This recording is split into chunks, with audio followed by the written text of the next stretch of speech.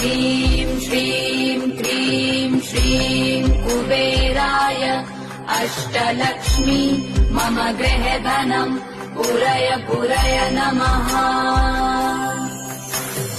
ॐ ह्रीं श्रीं क्रीं श्रीं कुबेराय अष्टलक्ष्मी मम गृहधनं पुरय पुरय नमः।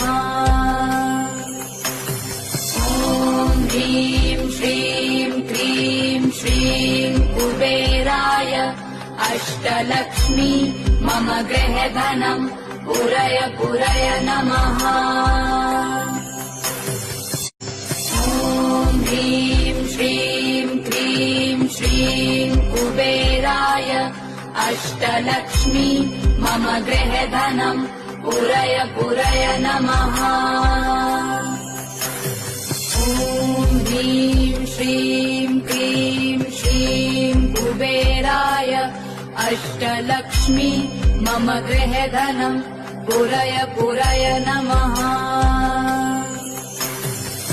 ॐ ह्रीं श्रीं क्रीं श्रीं कुबेराय अष्टलक्ष्मी मम गृहधनं पुरय पुरय नमः।